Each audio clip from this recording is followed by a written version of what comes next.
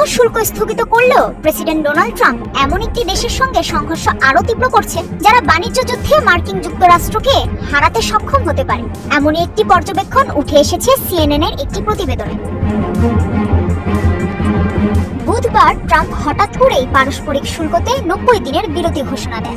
অবশ্য তাতে বাদ গেছে চীনের নাম। শুধু তাই নয়, চীনের ওপর শুল্ক 104% থেকে বাড়িয়ে 125% পর্যন্ত করা হয় এবং ফ্যান্টানাইন পণ্যে আগের 20% শুল্ক যোগ করে এর শুল্ক দাঁড়ায় 145%।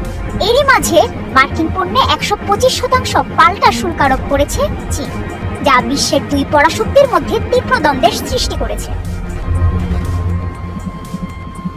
বলাই যায় মার্কিন প্রেসিডেন্ট একটি দেশের বিরুদ্ধে সরাসরি যুদ্ধ শুরু করেছেন। তবে ট্রাম্পের শুরু করা এই যুদ্ধে চীন হয়তো যুক্তরাষ্ট্রকে হারিয়েও দিতে পারে। সিএনএন এর এক প্রতিবেদন মতে সারা বিশ্বের উপর চীনের প্রভাব দিন দিন বেড়েই চলেছে। বিশেষ করে প্রশান্ত মহাসাগরীয় অঞ্চলের দেশটি একটি সুপার পাওয়ার হয়ে উঠেছে এবং যুক্তরাষ্ট্রের আধিপত্যকে চ্যালেঞ্জ জানাচ্ছে। শুল্ক নিয়ে হোয়াইট হাউস বলছে, যারা আলোচনায় আগ্রহী তাদের বিষয়ে নমনীয় থাকবে যুক্তরাষ্ট্র। মার্কিন ট্রেজারি সেক্রেটারি স্কট বেসিন জানান, যুক্তরাষ্ট্রের সঙ্গে ইতোমধ্যেই 75টিরও বেশি দেশ যোগাযোগ করেছে। তবে চীন সেই দলে নেই, বরং চীন বলছে তারা এই বাণিজ্য যুদ্ধের শেষ দেখতে প্রস্তুত। ইতোমধ্যে ট্রাম্পের এই অতিরিক্ত শুল্ক আরোপের বিরুদ্ধে প্রতিশোধমূলক ব্যবস্থা নেওয়ার ঘোষণাও দিয়েছে চীন।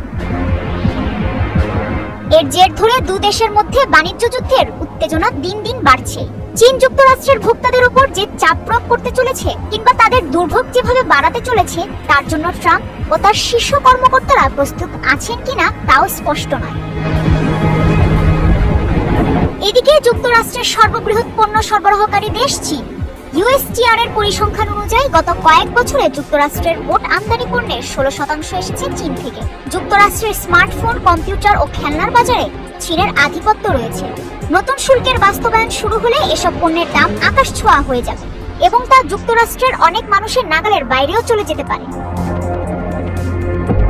সিএনএন এর প্রতিবেদন বলছে, পাল্টা ব্যবস্থা হিসেবে চীন শুল্ক আরোপ করে ক্ষান্ত নাও হতে পারে, বরং বেইজিং এর হাতে যুক্তরাষ্ট্রকে শাস্তি দিতে আরো অস্ত্র আছে। যেমন চীন মার্কিন প্রযুক্তি শিল্পের জন্য অত্যাবশ্যকীয় রেয়ার আর্থ খনিজ রপ্তানি বন্ধ করে দিতে পারে। এ কারণেই হয়তো ট্রাম্প মরিয়া হয়ে ইউক্রেন ও গ্রিনল্যান্ড থেকে এই খনিজ পাওয়ার বিকল্প পথ খুঁজছে। চীনের হাতে আরো বেশ কয়েকটি অস্ত্র আছে। সয়াবিন এবং জোয়ার আমদানি সীমিত করে যুক্তরাষ্ট্রের কৃষি খাতের মূলে আঘাত হানতেও সক্ষম বেইজিং। এছাড়া চীন থেকে আসা পণ্য এবং কাঁচামালের ওপর নির্ভরশীল মার্কিন পণ্য উৎপাদনকারী প্রতিষ্ঠানগুলো ব্যাপকভাবে ঝুঁকির মুখে পড়তে পারে। চীনের এই বাণিজ্য অস্ত্রের আঘাতকে ট্রাম্প কিভাবে মোকাবেলা করবে তাই দেখার অপেক্ষায় পুরো বিশ্ব। কাজী শাহরিন, মোহনা ডিজিটাল।